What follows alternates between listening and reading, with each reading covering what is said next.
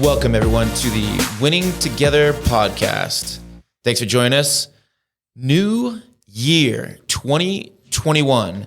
This is Shay the Boom Aslett, and I've got the clinician with me today, Jared Joy Boy Casey. Hey, Jared. Hey. The boy with the joy. How are you feeling today? I'm feeling really good. How are you feeling, Shay? I am feeling me. I'm feeling cool and fun and tough. That's how I'm feeling today, which are my core values. So I'm feeling like me. Wonderful. I have discovered Nike workout tights, and I love them. And I've been wearing them all over the place. I'm sporting some today. You look good. Really good. They say that looking good so much has to do with just feeling good, that you believe you look good. So there you go. That's what I'm rocking. Awesome. The Winning Together podcast is time for us to share things, ways of being that work in your recovery. What we do is we do recovery adventure. And as we invite you to come along and adventure with us today, our journey, our dragon we want to slay is the opposite of gratitude. And we want to do that by cracking open the treasure of gratitude. What is it? How do you get it? What does it mean? How do you practice it? Why isn't it landing for you? And why it's such a hallmark of happy, joyful people, no matter what's going on in their life. So, clinician, break down high level gratitude for me. What's coming up for you in 2021, and why was this something you really want to hit on? Oh, gratitude, it's so powerful when you understand what it can do for you and how it can help you and just make your life a little bit better. One practice that we like to do here at I Am Recovery is that we'll finish our groups off with a gratitude share. Typically what I'll do is I'll say, like, let's just say 1 to 3 things that you're grateful for, and then we'll pass it around the room. And I'll also preface it with, I want you to pay attention to how you're feeling right now. Before we start this gratitude, just 1 to 10, 1 being low, 10 being high, what are you feeling inside? And by the time we're done with the gratitude sharing, 10, 12 people have shared, we'll reassess what's that number inside. And without fail, people report a steady increase, an improvement in their feeling from the start to the end. And they just generally seem like they're doing better and feeling happier. The law of the universe is what you focus on expands. So having some concerted effort and focus on being grateful or practicing it, not incredibly surprising, but quite exciting to see that you spend some time focusing on it and you feel better. Yeah, and feeling good feels good. So taking the time to put in a practice of what does gratitude look like in my life and how do we put that practice together? I'm not exactly sure why people become less grateful or stop practicing gratitude or don't realize they should practice gratitude. I'm sure we could probably talk about that for a while. Well, let's go inverse. What is the opposite of gratitude? What are people practicing if they're not practicing gratitude? It's just, let's say entitlement, like that whole circle of not really feeling life or understanding it. I think that could be the opposite. There might be some complacency in there, some victim or lack of ownership. There also might be a lot of comfort, a lot of ease going on. And a lot of gratitude happens when you are confronted, or the contrast of what you don't have or where you're not helps you appreciate. You cannot have the light without the dark. So how do you know it's dark if you don't have the light? That self-awareness piece too, just being aware of, like, where am I at today? Where am I at right now? I've heard once, working with a friend of mine, he was talking about how today's trash is, somebody else's treasure, and tomorrow's treasure is somebody else's trash. Just understanding, like, what we have, we may not even paying attention to how good we have it, how much we've been given, and where it's come from. One insight you're generating for me here is it seems like gratitude is a level of radical acceptance of what reality is. I really have learned from you this way of seeing that the world is perfect as it is. And I wonder if that, when you don't practice gratitude, you're not accepting the world as it is, which is prohibiting you from moving in the direction that you want to, or that is good for you. Yeah, that whole concept of accepting the world as it is and that it's perfect as it is, that's a really difficult space to get to and to feel okay with. Mm-hmm. However, as you start to be more self-aware, as you start to practice more gratitude, it becomes much more obtainable and more earnest. You start to feel like this is real. Yeah, this is what it should be. Whatever hurt or hard that brings up, if you're willing to go there, any pain or suffering that I've found that comes up for me, if I'm willing to go there, the joy on the other side has been well beyond the suffering to get there. Yeah, and I want to just share a little bit from a previous client that she was someone who had been through a lot of hardship. She's very much out of sync when I met her. One of my first sessions was a suicide watch call with her. Heavy. It's called in on a Sunday. She was not doing well. I went in and visited with her. And one of the pieces that we found some ground in was finding a way to be grateful for what she has. And she just kind of grabbed onto that. And I know there was many things that she did, but she decided kind of her own volition, I'm going to create a list of things I'm grateful for. I'm going to put it somewhere I see it frequently and often, and I'm going to repeat it a bunch of times every day. So it became insight in mind. And then she even challenged herself more to say, I'm going to add to that list every day, and it can never be the same thing.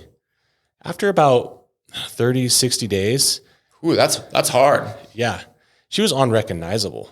She was such a happier, whole, living within herself, living her true self person that it was just, you would never have known who she was for where she was before. Fast forward 2-3 years, incredible person, incredible, inspiring person. I'm just grateful to have witnessed that growth. So the gratitude there, it comes the ingratitude that when you don't feel it or you don't see it, the place of lack that you come from becomes this downward spiral. And going back, the law of the universe is what you focus on expands. The more you focus on the good that is, you have to attract more of that. Absolutely. For me, I've been in plenty of funks in my life, and I was on this funk down in Mexico. My wife and I were visiting Puerto Vallarta on a vacation. Beautiful day, great weather, sunset's coming, like just everything was perfect. Smell the ocean. It was one of those magical days, and we decided to go do a little shopping. And down there, they have great, cheap shopping everywhere. And we start walking down this alleyway, and my wife stops dead, just stops in her tracks. And she looks at me and she's like, do you see that person over there? And sincerely, I didn't see, and I looked around the corner and I saw this man with no legs and no arms, not even a shirt. And he had a little bucket in front of him. And he was begging for money. And my wife's the kindest, sweetest person. Her heart just kind of starts to break, like, oh, wow, what a hard life that man has and what a hard life he's living. And I decided, wow, I'm going to go give him some money, of course. But I didn't, just kind of second-handedly, I thought about this guy needs help more than most people. And as I walked up to him, stupidly, I tried to hand him $1, and he just kind of looks at me and really? She's like, really? He shows me the way. He looks down into the bucket. But as he's doing it, his smile was so bright and his soul was so full of love and light. And as I put the $1 in there, I had this overwhelming impression that I was getting a lot more than he was getting. And I felt his gratitude. I felt that he knew what he was doing that day could support his family. Those people who've cared for him, who have washed him and clothed him, taken care of him and fed him. There was just such a love that I was so caught off guard that afterwards I had the thought, did I just meet God? Did I just meet the man version of God here on earth? This loving creature with so little that just was willing to give. And it shook me, and it's still with me. Yeah, it's a really profound experience just listening to you and watching you share it. It's really affected you. Yeah. And I think back to that often and think, wow, I have it so good. And my perspective shifts. And I think about that. If someone like that can be so grateful and care so much about the people who love him, why can't I? If you're a dude, listen to this right now. Often men in this era are frustrated and they don't know why. And it's if they look at what they're responsible for or what they're like who depends on them. There is a part of men. It's different than women, where that's more maternal and nurturing. But if men don't have a purpose, they get in all sorts of trouble. And like you're saying, so somebody's got to wash him, somebody's got to change him, somebody's got to give him pick him up, watch over him. And this is his way of giving back. So he's got purpose, and he's finding joy in like this space of his bounds, and really superseding those to touch you and hundreds of thousands of other tourists who go, and he just gives that gift because he's got a reason. People are depending on him, and he doesn't look at it as anyway that what you're telling me that that he's not part of the complaining club. He's not looking at what he doesn't have. He's not coming from a place of lack. Everything counts, and he's contributing. Yeah, you break it down to the core of purpose. What is his purpose? What is my purpose? After I left the scene, I actually felt some guilt. I'm like, could I have done a lot more? $1? Wow, deal breaker. Like, could I give him $100? Could I have done something more? Like, just that almost that shame of I did the bare minimum to be a good, purposeful human being, the obligatory, mm-hmm. And it was not enough. But then I realized he didn't care. That didn't matter. Wasn't about you. So I think about that. Like, the less was fine. It was what he needed, and I got way more from him. Wow, that's tricky to be okay with doing what your best, even though it could have or should have been better, and not making it wrong or right, and seeing it for what it is. That he didn't like give you any dirty looks or like say anything. It was like he gave you joy. That's it. Right. And my brain and my programming says, oh, I'm not good enough. I should have done more. Like, I should have shown up higher. That like shouldn't your pants mentality and all that shame layers start to come in. And that's where, like, I think we need to practice gratitude really is, we call it thought, stop, opposite action. Mm-hmm. Is, all right, I've got this thought coming in that doesn't align with my core values. Let's just stop it right there, flip it around, practice an opposite action. I'm grateful I could give that guy $1. I'm grateful I could experience that sunset, that moment on the street with that man, with that family, with my wife, and just taking it to that place of inside instead of what I don't have or what I'm lacking on the outside. Or what you should have done or whatever. I think one of the, so first of all, the most tried and true method to developing an awareness of gratitude is meditation. It's been around for thousands of years. That will always work for you if you take it semi-seriously to seriously. So that's the initial breakthrough is becoming aware. That's huge. If you are practicing gratitude and you feel like you're saying all the right things and you're even doing the right things and it's just not, you feel like it's hollow, it's not becoming this moving like force of nature in your life, it ties right back into what you're pointing out is then you don't believe or your self-worth is not in line with what you say you're grateful for. So when it's not landing, it's because you don't feel like you're worthy. The reason it worked for the gentleman in Puerto Rico is because he was worthy. He was worthy of what he had and what was.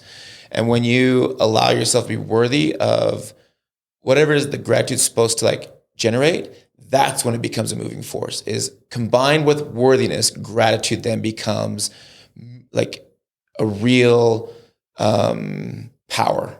If it's kind of hollow and clanging and not really like you're doing it, but you're not feeling it, then you've got to look at your worthiness component to it. Worthiness too is such a deep shame-based topic if you don't think of it correctly. If you don't understand like that everyone has worth. You have worth. We all have worth. Or if you, let's just say you put that with conditions, I'm only worthy when. Right. It makes it super difficult to combine any other value with it. So what's the correct way to think about worth? Well, I think you're right on the path. I think you just have to allow yourself space to not tie it to love or acceptance or some other condition. Worth is worth. Everyone has worth. We all have worth. I fundamentally believe that people are generally good and they generally have worth. Now we can do unworthy things and lose some, let's just say, blessings in our life or some qualities that would be benefiting if we were living more worthy or with more purpose. I don't know. So if you look at, worth plus work equals value. When you feel worthy, but you don't work, you're going to feel worth less. Doesn't mean you're absent or void of worth. You're going to feel worth less and maybe actually are worth less to your world around you. It doesn't mean that you are devoid or absent of worth. But when you combine that with work or action, the smaller, the better. And even when you're stuck, if you just go really tiny and just say sorry or be thankful for something that's not even related. And when you put worth with work, that creates value. Value is what then builds or connects that gratitude for a longer term.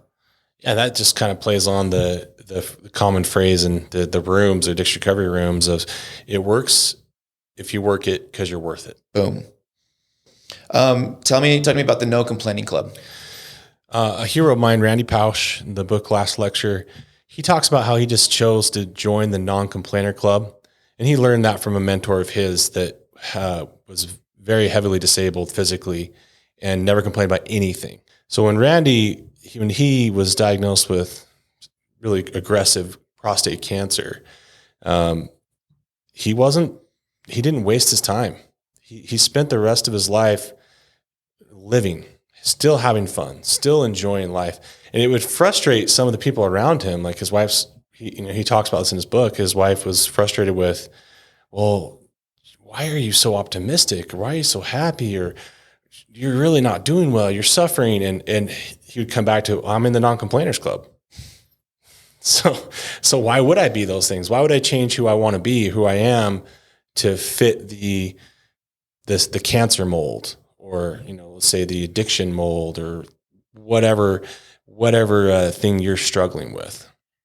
Yeah, if it can fit a mold, that's probably not going to foster the gratitude you want. If you're not fitting in a mold because you just won't complain, that you're going to find that the suffering and pain that accompanied that experience was also paired up with incredible joy and a gift and talent to give that now is still giving to his world. And something really interesting happened to me, Shay. At the start of this year, one of my New Year's resolutions was to join the non-complainers club. This is good. I'm excited. I can just see you start opening up. Okay, here's the juice. So, day one, I start going down these normal thought processes. Something comes up. I feel like complaining. And I tell myself, no, I'm in the non-complainers club. I'm not going to complain. I withhold. And I started feeling like my body getting tighter. It's almost like my ribs were getting compressed. I was like, where do you put your complaints? Yeah. Excellent. Where's the HR box that I can file all my daily complaints? And it was really uncomfortable and awkward. And as you're talking, I can see it in you. Yep. So 2-3 days go by and I'm like, I need to blow off steam. Like, I don't know where to put all this junk, this trash, this feeling. And I really didn't know the answer. I'm like, I guess I've been leaking all my complaining energy to people around me. And, whether it's a mutter to myself in the air or to whatever, I didn't know what to do with it. And it wasn't until I actually talked to you about it like a week later that I started to realize that it's not really for me to hold. And I just have to identify the difference between complaining and stating some facts. Right. Because if you try to hold everything in, I don't think that totally works for me personally. No, it doesn't for anybody. And I still am not totally sure where to put it. So maybe help me understand. Like it's gotten a little better as I've understood the difference between complaining and stating, and what's factual, what's emotional. When it's emotional driven, it's usually complaining. When it's analytical, logical, it's usually stating. And that does take the pressure down to a couple degrees. But I'm still struggling, Shay. What do we do here? You're going to love this. So I'm the coach. So if emotions are the body of your language, what is your body telling you? First of all, so I know you're the clinician. You're the joy boy. But as we level up and shed our old skin, we get confronted with the old person and even the stuff we like. And as we let that go and bury it so we can make space for the new person, it's hard. And when you're in the messy middle of leveling up, it's messy. So what are you going to do? Practice. I mean, that's essentially what I think it is I'm trying to run a marathon and I'm not trained for it. So I think one piece is I'm not going to let myself shame. If I do complain or if I do fall into some of these old routines, I'm not going to go back to, well, I should be doing better. Resetting that bar to, 1% better a day, taking it one day at a time, understanding my muscles need to stretch, my abilities need to grow.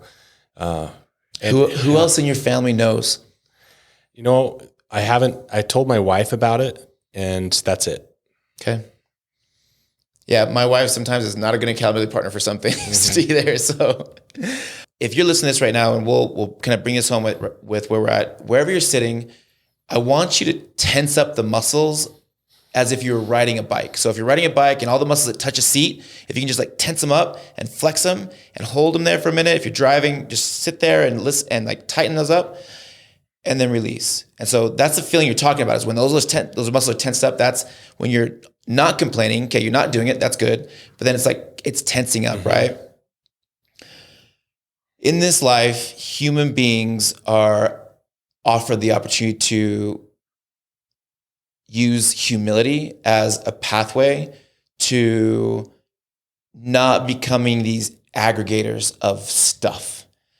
And what works for anyone that's going to do it is laying it off to your higher power. And when I say higher power, anything that's bigger than you that works. Mountains, a rock, trees, the river, an idea, like get a Buddha statue and like put it there, bike riding, a punching bag. So anything that you can like lay it off to and give it to.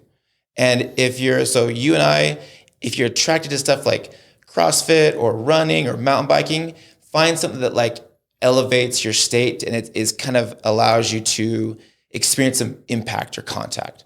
So for you, like, okay, the bike gets my complaint. Like what the trail, it gets my complaining. I go and unload it on that, and then you have a place and a space for it, right? Or you know what, the mountains get all my complaints. So you go and give it to the mountains or the blue sky, and you create this ritual around allowing a higher something.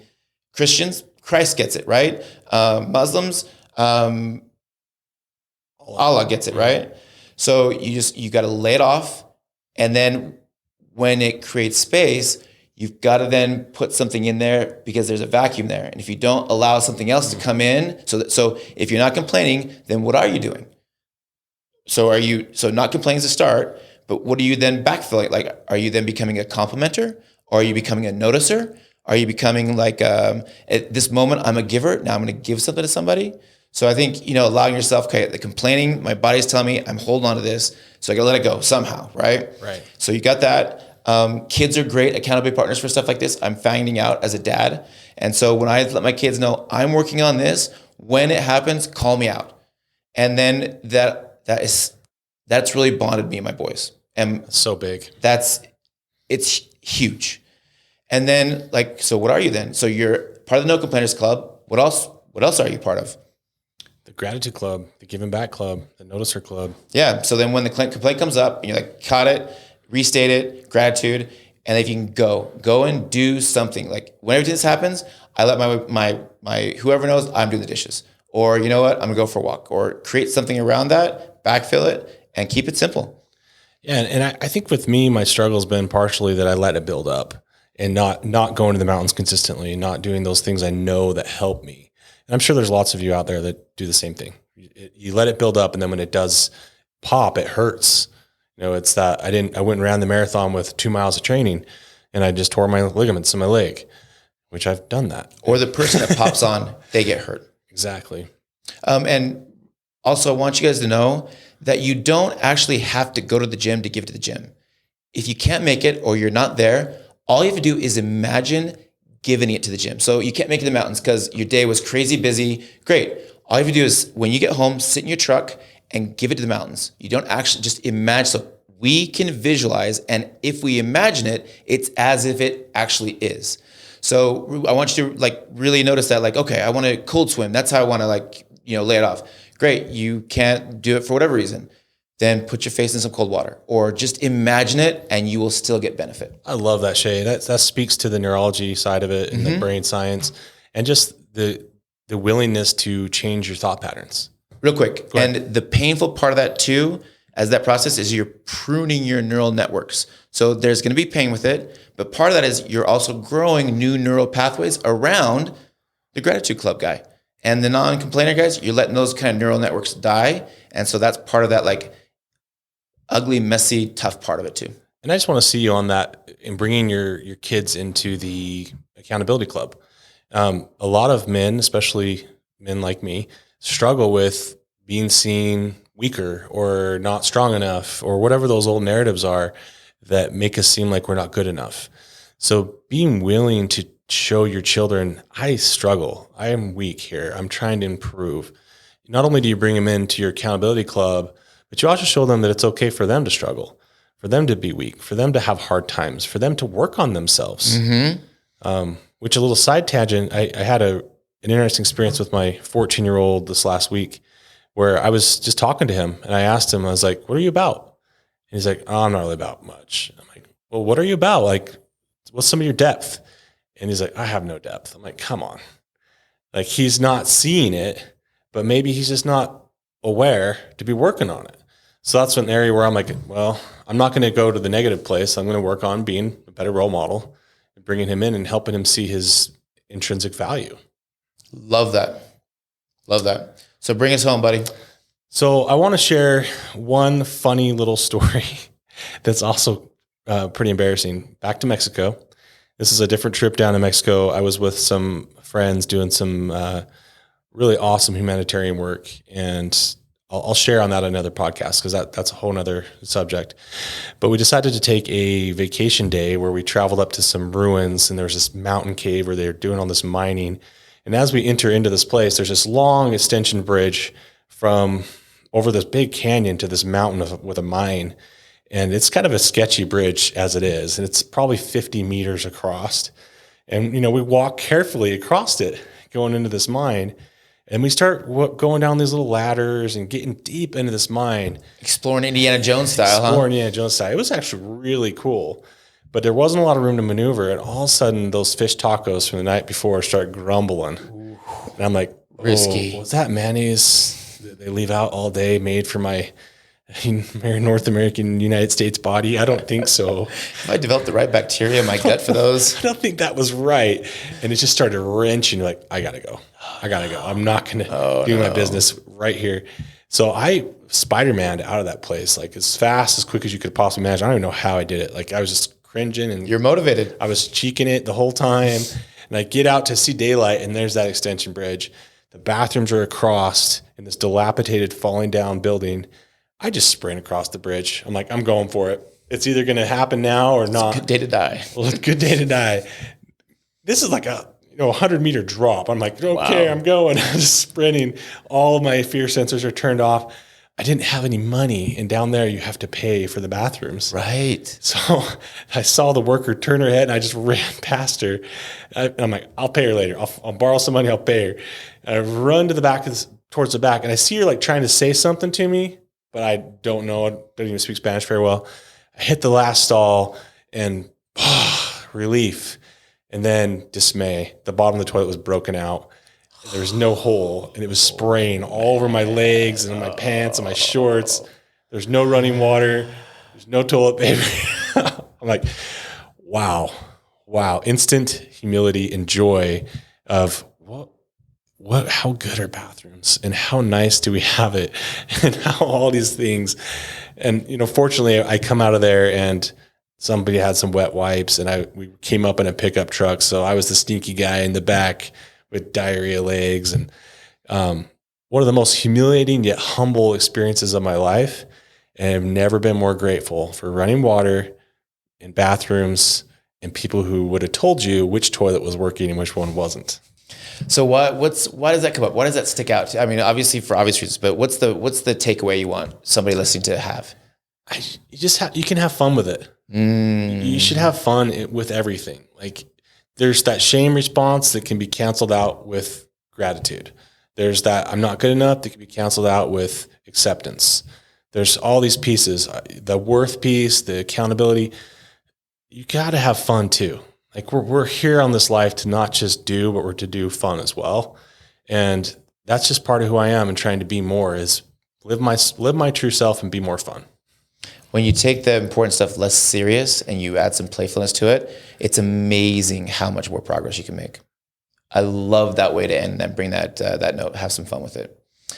Jared, the Joy Boy Casey, this is the best experience I have with you. I love it. Thank you very much. Thank you, Shay. Shay, the Boom Aslet, we'll go ahead and wrap it up. Gratitude, make it yours. Win together.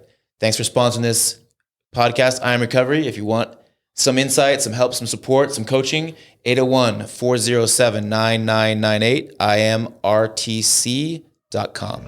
Have a great day, guys.